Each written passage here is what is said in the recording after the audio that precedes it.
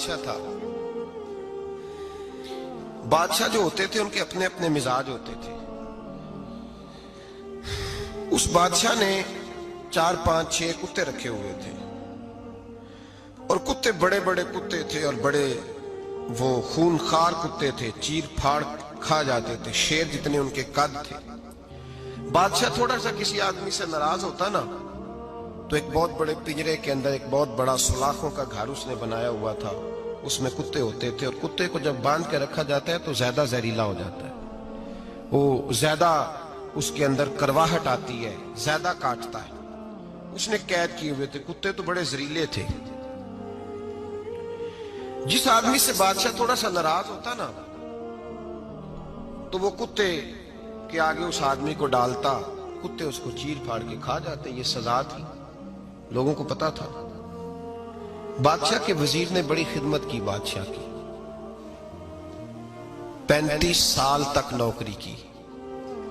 لیکن ہر سورج نے غروب تو ہونا ہی ہوتا ہے نا, ہر چاند نے ڈلنا بھی ہوتا ہے. اب بوڑھا ہونے لگا, وہ جو مضبوط حافظہ تھا وہ کمزور ہونے لگا, ہلکی ہلکی غلطی. بادشاہ مزاج کا بادشاہ تھا, نہیں سمجھ میں آیا تو میں نے کہا کہ لوگ کہتے ہیں ہمیں کام پیارا ہے, چم نہیں. تو رشتہ وفا کا تھا ہی نہیں. وزیر سمجھنے لگا کہ اب نہ میں بھی غلطیاں کرنے لگا ہوں تو ایسا نہ ہو کسی دن میں بھی ان کتوں کا شکار ہو جاؤں. اس نے بادشاہ سے کہا کہ بادشاہ مجھے آہستہ آہستہ معذرت کرنے لگا, قدم ہٹانے لگا کہ مجھے چھٹی دے دی جائے, میں بوڑھا ہو گیا ہوں. لیکن اس نے کہا نہیں نہیں, جب تک میری طبیعت نہیں مانتی تم نہیں جا سکتے. مطلق العنان لوگ تھے. وزیر خاموش ہو گیا, پریشان رہنے لگا. غلطی ہو گئی ہے تو پھینک دے گا. ایک تجویز اس کے ذہن میں آئی. وہ جو پنجرے, کتوں کے پنجرے پر محافظ بیٹھا تھا نا, جو ان کو کھانا ڈالتا تھا, روٹی ڈالتا تھا, گوشت دیتا تھا, اس کو ایک دن کہنے لگا یار تیری ڈیوٹی ہے سارا دن کتوں کو کھانا دینے کی, گوشت دینے کی, تو 2 4 دن ڈیوٹی مجھے نہیں دیتا؟ تو لے لے, میں تو پہلے پریشان ہوں, سارا دن ان کی دیکھ بھال کرتا ہوں. اس نے کچھ تھوڑا سا گوشت لیا, پنجرے کے باہر کھڑے ہو کے کتوں کو ڈالا. اگلے دن تھوڑی روٹیاں لے آیا, کتوں کو ڈالی. 2 4 دن, ہفتہ, مہینہ, سال بھر, جتنا اس کو موقع ملا وہ دن بھر خدمت کرتا. بس وقت ایک دن آ گیا, بادشاہ کو کوئی بات اچھی نہ لگی. اس نے کہا اس بڈھے کو اٹھاؤ اور ڈالو کتوں کے پنجرے میں. ساری زندگی یہاں رہا, اسے ابھی تک نہیں پتا چلا میرے مزاج کا. جب اٹھا کے پنجرے میں ڈالا نا تو بجائے اس کے کہ کتے اسے کاٹ کھاتے, وہ اس کے پیر چومنے لگے. وہ پیر چومنے لگے, ہاتھ چومنے لگے, چاٹنے لگے. تو بادشاہ اب سامنے کھڑا تھا نظارہ دیکھنے کو کہ چیر پھاڑ کرتے تو خوش ہوا کرتا تھا. خونخوار درندے جیسی اس کی طبیعت ہو گئی. جب دیکھا پیار کر رہے ہیں تو بادشاہ وزیر سے کہنے لگا یہ کیا ہے؟ تو وزیر رو پڑا, کہنے لگا تو سیاستدان تھا تو میں بھی سیاستدان تھا, ساری زندگی سیاست کی لیکن دنیا داروں کے ساتھ رہا تو انجام یہ ہوا کہ مجھے اس پنجرے میں ڈال دیا گیا. دیکھ تو بہت بڑا سیانہ تھا اور میں بھی سمجھدار تھا, وزیر رہا, لیکن ہمارا روح کا رشتہ نہ بن سکا. ارے ہم سے تو یہ کتے ہی اچھے نکلے. تیری 40 35 سال خدمت کی تو تو نے کتوں کے آگے ڈال دیا.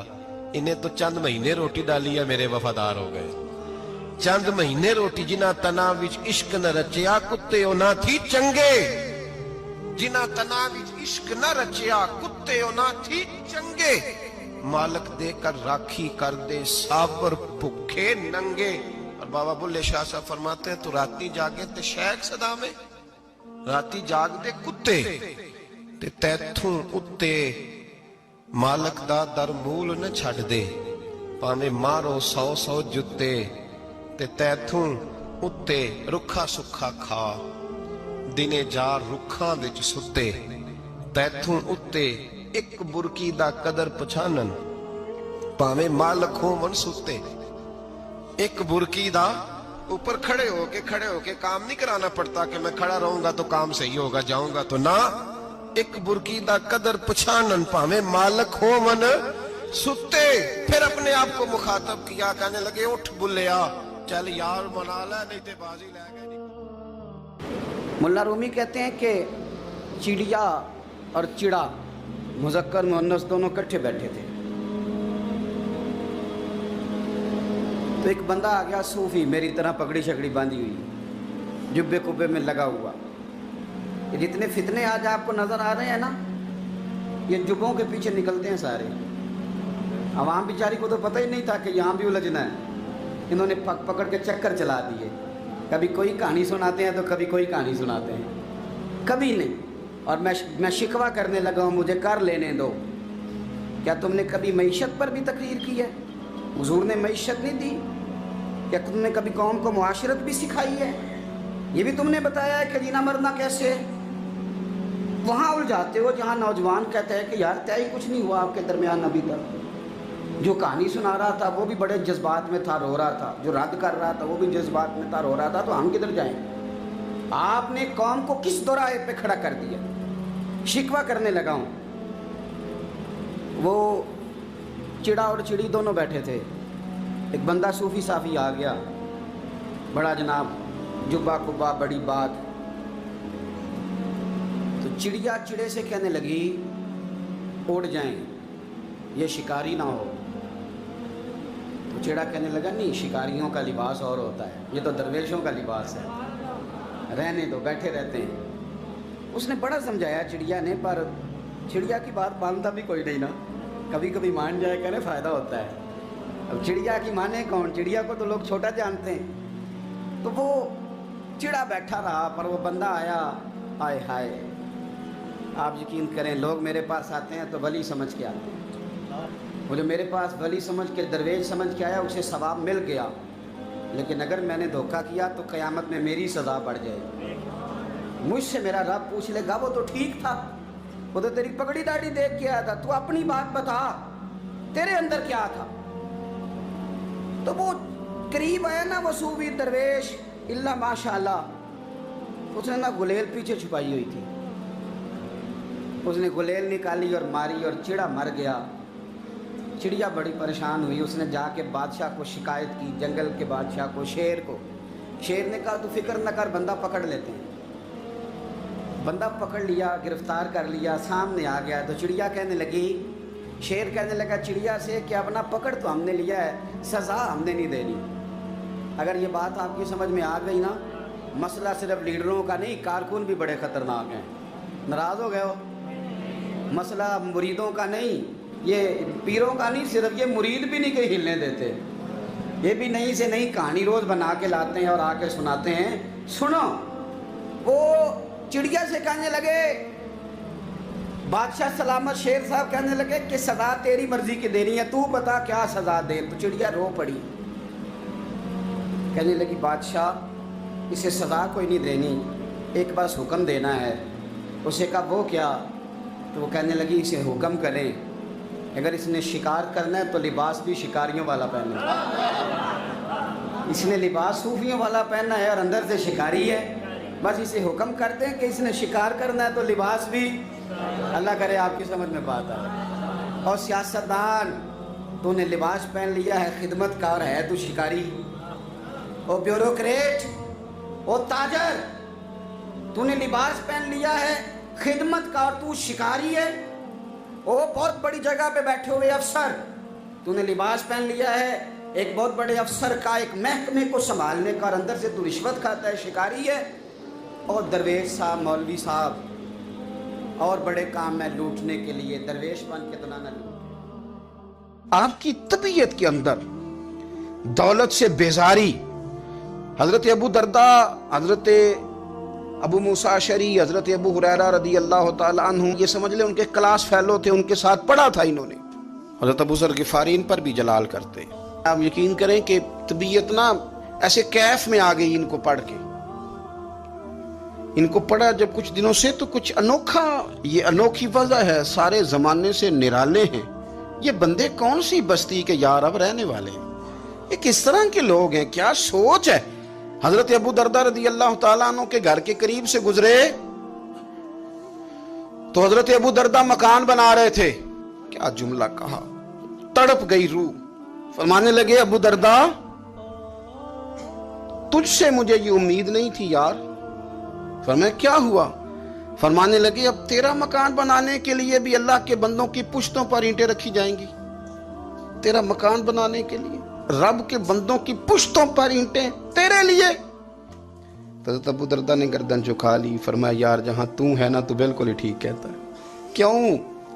میرے نبی پاک صلی اللہ علیہ وسلم نے فرمایا اس زمین کے اوپر اور آسمان کے نیچے ابو ذر غفاری سے سچا بندہ کوئی نہیں, ان سے زیادہ سچا کوئی نہیں. فرمایا تو ٹھیک کہتا ہے یار, صحیح کہتا ہے.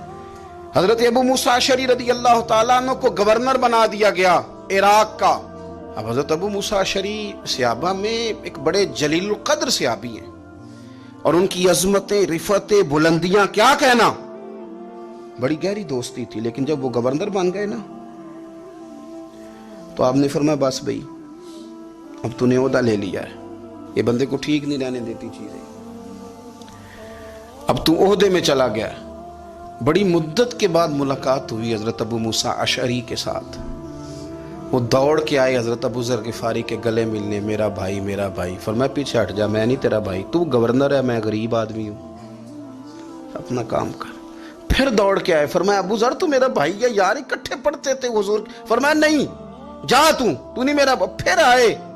جانتے تھے نا یہ سچا بندہ ہے, یہ سچا بندہ ہے, یہ تقریروں والا نہیں, صرف وعظوں والا نہیں, اس کے اندر بھی بڑی سچائیاں ہیں. قریب آئے, آ کے کہا یار تو میرا بھائی ہے, میرے سینے لاگ. فرمانے لگے تو تیسری بار آیا ہے, مومن ہے, میں منہ نہیں موڑ سکتا, پر پہلے مجھے بتا گورنر بننے کے بعد تو نے مکان کتنے بنائے, باغ کتنے لگائے, چکیاں کتنی لگائیں, کتنے تو نے چیزیں بنائی ہیں, پہلے بتا. تو حضرت ابو موسیٰ اشعری نے ان کا ہاتھ پکڑا, رونے لگے. کہنے لگے جس محبوب سے تو نے تربیت لی ہے میں بھی انہی کا نوکر ہوں. جن کپڑوں میں میں عراق گیا تھا میرے آج بھی وہی ہیں یار. کیا بات کرتا ہے تو, میرے وہی ہیں. مجھے بتا اگر یہ عہدے خدمت کے ہم نہیں لیں گے تو پھر کیا ظالموں کو دیں گے, غیروں کو دیں گے؟ نہ کر, کچھ نہیں بنایا. حضرت سیدنا ابو موسیٰ اشعری رضی اللہ تعالیٰ عنہ روئے, اور جب کہا نا کوئی شے نہیں میرے پاس, تو فرمایا اچھا چل آ جا, پھر سینے لگ جا, تو واقعی میرا بھائی ہے. پھر حضرت ابو ذر غفاری نے محبت فرمائی. وہ درویشی, وہ فقیری, وہ سادگی, وہ نورانیت, وہ دل کے ساتھ اندر. ہمارے تو بہت سارے لوگ ہیں جو کہتے ہو کہاں لے جانا ہے مال, کیا ضرورت ہے مال کی, ہر وقت مال کی مخالفت کرتے ہیں. لیکن دل ان کا کہتا ہے کہ آئے صحیح, کسی طریقے سے پہنچے صحیح. حضور نے فرمایا بعض لوگوں کی زبانیں شہد سے زیادہ میٹھی, دل بھیڑیے سے زیادہ خطرناک. اوپر سے کہہ کچھ رہے ہیں, اندر حالات کچھ اور ہیں. لیکن حضرت ابو ذر غفاری رضی اللہ تعالیٰ عنہ دوری دولت سے, آپ فرماتے کیوں ہیں لوگوں کے پاس مال, کس لیے اتنا مال جمع کیا ہے, کیا ساری غریبی ختم ہو گئی؟ اور اگر آپ نے ابھی تک ہمارا چینل سبسکرائب نہیں کیا تو فوراً سبسکرائب کیجئے, ساتھ ہی بیل آئیکن پر کلک کریں تاکہ مزید آنے والی ویڈیو ہیں وہ آپ کو وقت پر ملتی رہیں. اللہ حافظ.